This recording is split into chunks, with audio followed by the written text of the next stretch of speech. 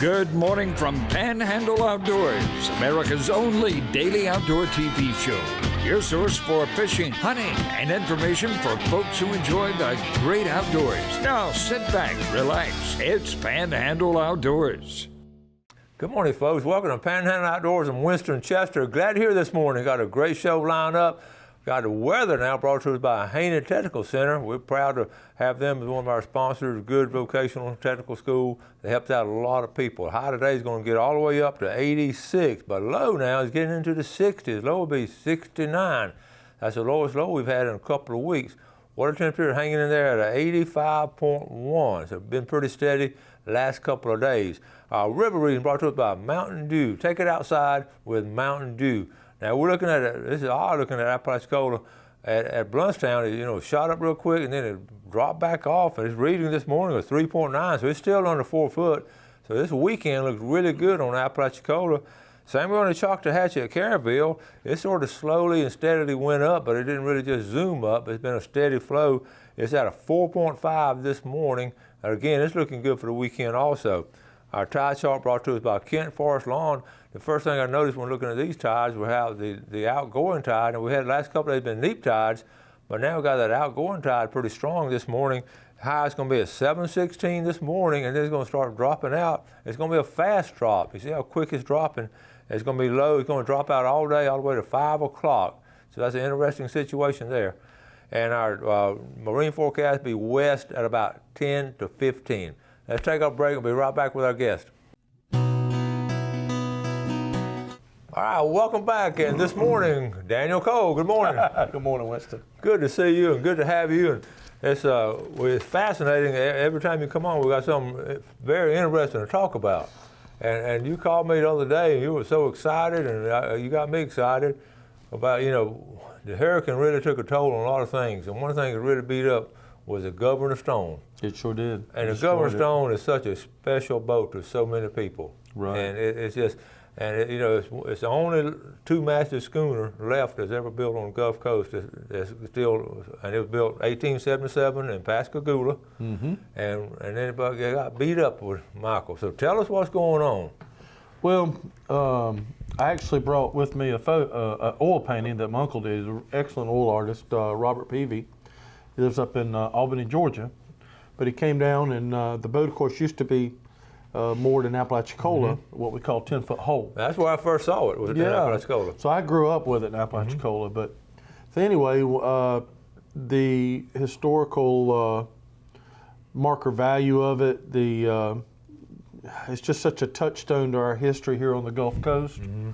When the organization that has basically custody of the vessel, Friends of the Governor Stone, approached me. They said, hey, would you like to help us? We're going to try and put this boat back together again, which this has happened before. I mean, it's like the third or fourth time this boat's been totally rebuilt. So anyway, I was very happy to. It's something very close to my heart. I think it's very important in our community to see that boat as an iconic legend here. To see it come back to life, it's like when I first told you, it's almost like seeing the phoenix rising from the ashes, kind of representative of the resiliency and the strength of character of our community, to see that boat come back together and be restored to its proper place and proper condition. Yeah, and you see from the painting that your uncle did this painting, yes, right? And it's sure beautiful painting. You see how wholesome and beautiful the thing is, and then our commercial with you on it, you standing on the Governor Stone there. That's right. We actually shot our commercials on the decks of this boat. So. Yeah, and it's just it's so much part of our heritage, and we talk all the time about trying to save heritage. And here's the situation, and we've got some pictures, and and these pictures you brought us. This is fascinating here. I mean, look at the ribs and how well built it is. So tell us about this picture here. Well, this first picture here, it's of course the interior, and you can see that some of the stringers, like overhead around the holds at the hatches there, they're broken. A lot of damage inside, but look at the workmanship. That's not a bunch of finger jointed wood. That's some curve. That was when real craftsmanship was the key of the day. It's not stamped. We look at all these high dollar stamped out fiberglass boats today with all this state-of-the-art stuff. But back then, this was just some guys with some hand tools turning out some really seaworthy craft. Quality work. Okay. Now, this is a hilarious picture. And we can see there in the background, Miss Amanda's got her back turned to us. She's actually the president of the Friends of Governor Stone. And then that was Casey. He's actually the FEMA representative that we were working with. He's been reassigned, and another guy's coming in.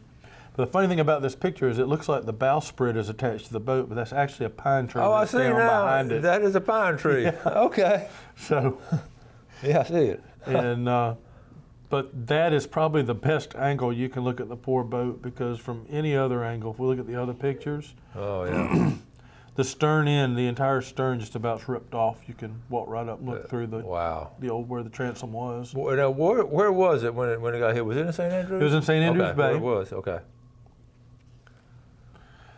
And that's looking inside of it from the aft end. So, I mean, it's funny to even see just that engine sitting in there in this old boat. I mean, and you can see the wood peg construction. Wood peg, yep, on that lower right-hand corner. Yep, yeah. Wow. Ooh. And then that's the bow, and that's where the bowsprit was tore off. And so anyway, a lot of work ahead of us. You can see where, okay, we got one more thing. Wow. Oh yeah, this is the transom again. This is the aft end of the vessel, and it just ripped that whole rear end off. Well, the first question I have on something like that, where do you start? Well, because it is a historical marker, we start with FEMA. Okay. We go to FEMA and we make an appeal, or I'm sorry, that the people that have the vessel, the Friends of Governor Stone, will make an appeal. My part in that is to give an accurate value of what repairs will cost. So that means I've had to look into the original construction drawings, the original blueprints for this boat. And they still have those around? Oh yeah. That's cool. Huh? Well, they're very limited in supply. There's several sets that were actually lost because they were in New Orleans, and after Katrina they were ruined. But we were lucky enough to locate a naval architect who had a copy. And see, that's the importance of it. If you deviate from the original, then it will lose its historical marker status. So it's pretty important. It's got to be step by step. It's got to be very carefully reconstructed as original. Okay. All right. What we're going to do, we're going to take a break. We'll come back and talk about construction. Also got some great pictures of some kids catching some really big fish. So let's take our break, and we'll be right back. Okay, welcome back to here with our boat surveyor Daniel Cole, and he's been honored, I guess, to be a part of that project. It certainly is. Yeah, it really is an honor with so many people there, and they picked the best one. A couple of announcements. Number one, Ronnie Groom called me, and he said, Winston, please make this announcement on Panhandle Outdoors. Ronnie's looking for a part-time person down to come help them at C&G Sporting Goods. And this is an ideal situation, just part-time, and only requirements, friendly, energetic, okay? And it's ideal for a retired person wanting to get out and supplement income, good working conditions, and we train, so you don't have to be the expert outdoorsman. They're going to train you on. So if you just call Ronnie or call Sue, and the number is 769-2317, and be willing to work on Saturday. And I was telling Daniel, us retired people now, most of us would rather fish during the week and let everybody else have it on Saturday because of the crowd. So that Saturday would be no. If I wasn't doing a show now, I would strongly consider something like this. But 769-2317. And speaking of some cool things, I got a couple of pictures sent to me, and we're going to show this one right here. This is Marion Smith. He worked at Arizona Chemical about 75 years and finally retired. Took his grandson, Gatlin. Marion's son is Steve Smith. Steve, I've known Steve since he was a kid. They're a great family here. Marion, I've talked about before, a good fisherman there. Crooked Island. Look at, that's a 24-inch trout and a 25-inch trout. Gatlin, congratulations, and well done, right? Look at that. Good job right there. On the top water, on the second cast. How many of y'all can do that? Wow. On the second cast? Randy Isaacson sent this to me also. And Randy took his grandson from Texas out from Grayton Beach, caught 12 red snapper, all released, and my son caught the shark. Look at that red snapper. And they went. He looked at that big old smile. That's cool, isn't it? And cause there's sharks out there. And then Randy with a big snapper. This was before the season opened, and good trip right there. So anyway, people are catching fish right and left. Big trout and a lot of red snapper. I saw some of the pictures. We're going to talk about it on tomorrow's show about the red snapper opening up on Tuesday. But I want to get back. I hadn't finished yet with the Governor Stone. Because I've always been fascinated with wooden boats, because we go way back in the history of mankind. But when they start repairing something like that, what's some of the first things they look at? Well, typically when you have something that is like a national historical monument like that, if at all possible, I mean, everything that can be preserved from the original hull, even small pieces, they can't just cut it out and throw it away. They have to maintain as much of that originality as they can, including the material it was built with. So it's really a painstaking job. And we have some really good local, one in particular, really good local boat guy that we're working with. He's a true boatwright in every sense of it. And we're trying to get him to see if he can help. And of course, a lot of great people in our community are donating a lot of time. And something we would like to say to the community is, if you would like to help with this project and show support for this for our community, then feel free to contact the Friends of the Governor Stone. You can see them on Google. I apologize. I was bringing their card and I forgot. I may bring it next time. Okay. But you can actually talk to Miss Amanda there or anyone, and they are very happy to receive donations that'll help with the care, custody, keeping. FEMA kind of pays for repairs, but you have so many other things that cost, like shipping if it has to be moved, some sort of protection legally. I mean, it's amazing what people will do to take advantage of these type situations and try to make money on them. But anyway, so if you would like to help with your time, effort, financially, I'm sure that they have a lot of ways, and I apologize for not having it, but next month I will have more info to try and help with that. And I know each month we'll do like a monthly update and all. Sure. And also, where's it going to be worked on? Where will it be located? Well, it's being stored right now at Snug Harbor. Okay. But there's a very good chance it's going to move. One of the gentlemen we've been talking to, the shipwright, says that he has a large enclosed shop that he thinks that would go in and get it out of the weather. Okay, that would be good. We're hoping for that. I know. And, before I forget, my phone number, my email address, if anyone would like to ask any questions about it or like any more info, feel free to contact me, and I'll be glad to try and help you direct to the right spot, since I forgot to bring their car. Yeah, and I always think about the old storms in the past. Of course, we had sort of a warning on this one. We didn't, last minute we had a storm warning, but thinking all the Spanish galleons and all the shipwrecks and all the treasures lost over the centuries and all because of the storms. I think about the old Port St. Joe. Oh, yes. All the people that lost their life. I mean, back then they had no way to know. The Great Hurricane, no way to know, and it just gobbled half the town. Half the town's still underwater out there. And now it's even more evident because we have witnessed now. We've been an eyewitness to a Category 5 hurricane. Absolutely. Can you imagine being on a wooden boat out in the Gulf or down in the Straits of the Keys, and that storm coming up? It's hopeless. Yep.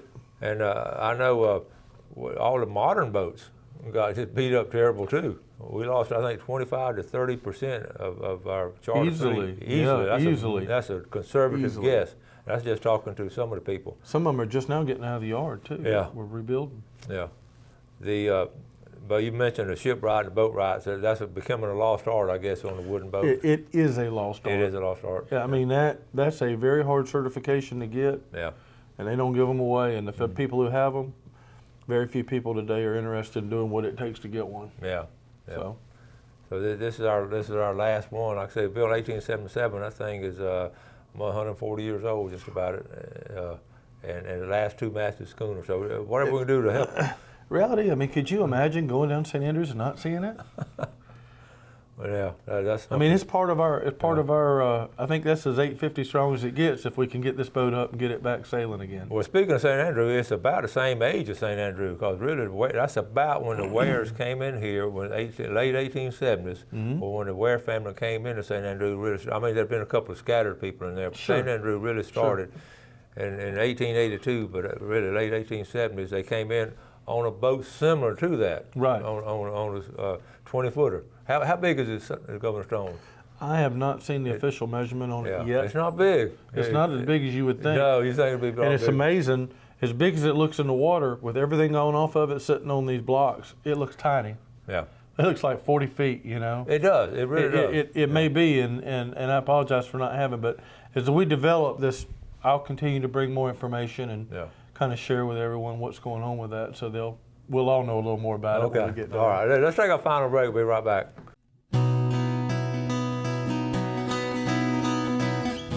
Hi, welcome back. Today we're Daniel Cole this morning. Always glad to have him once a month coming in and giving all kinds of good information. He's our boat expert, and you got your work cut out for you on this one.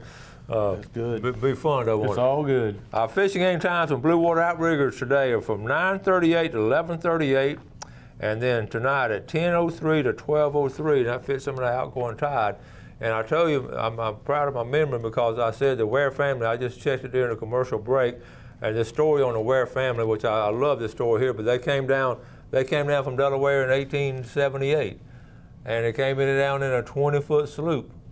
Can you imagine coming down the Atlantic coast? But anyway, the same year. Don't forget now, Father's Day coming up, and what a great gift this will be, because I just referred back to it as part of our history right there. Absolutely.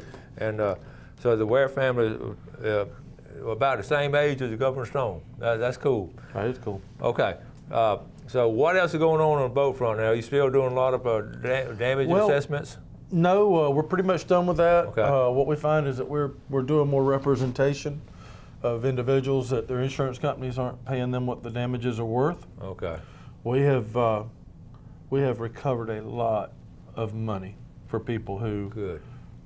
They were misrepresented. The insurance company didn't want to pay them for what their boat really needed, and so if you need help, you're still fighting your claim with the insurance company on your boat, please contact me. We can really make a difference in moving forward and getting you what your boat's worth.